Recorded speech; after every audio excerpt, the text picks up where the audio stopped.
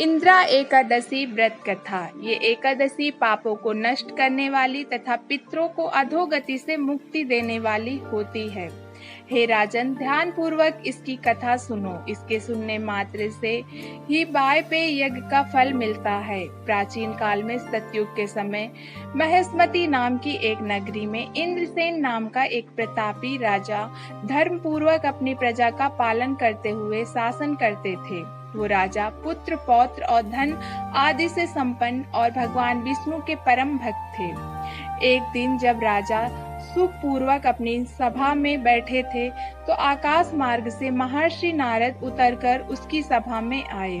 राजा उन्हें देखते ही हाथ जोड़कर खड़े हो गए और विधि पूर्वक आसन में दिया।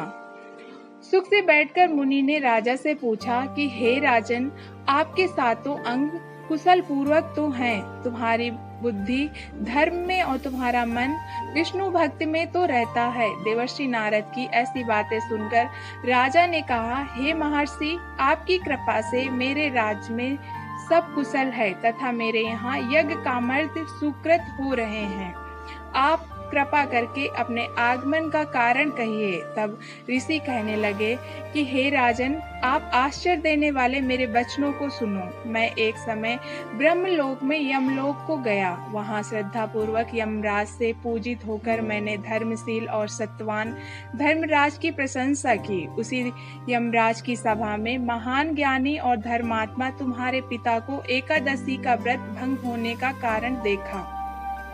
उन्होंने संदेशा दिया, सो मैं तुम्हें कहता हूँ। उन्होंने कहा कि पूर्व जन्म में कोई विघ्न हो जाने के कारण मैं यमराज के निकट रह रहा हूँ। सो हे पुत्र, यदि तुम अश्विनी कृष्णा इंद्रा एकादशी का व्रत मेरे निर्मित करो तो मुझे स्वर्ग की प्राप्ति हो सकती है।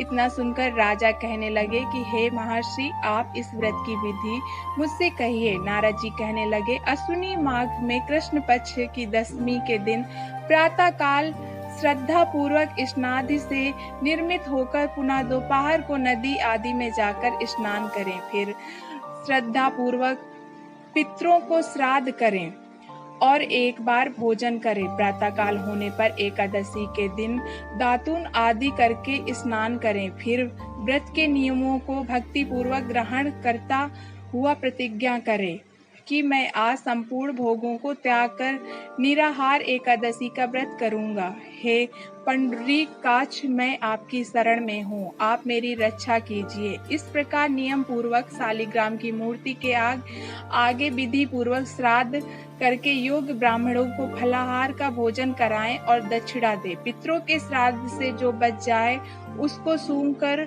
गौ को दे दें तथा धूप, दीप, गंध, पुष्प, नैवेद्य आदि सब सामग्री से ऋषिकेश भगवान का पूजन करें। रात्रि में भगवान के निकट जागरण करें। इसके पश्चात द्वादशी के दिन प्रातः काल होने पर भगवान का पूजन करके ब्राह्मणों को भोजन कराएं। भाई, बंधुओं, स्त्री और पुत्र सहित आप भी मौन होकर भोजन करें। नारद जी कहने लगे कि हे राजन, इस विधि से यदि तुम आलस रहित होकर इस एकादशी का व्रत करोगे तो तुम्हारे पिता अवश्य ही स्वर्ग लोक जाएंगे। इतना कहकर नारद जी अंतर्ध्यान हो गए।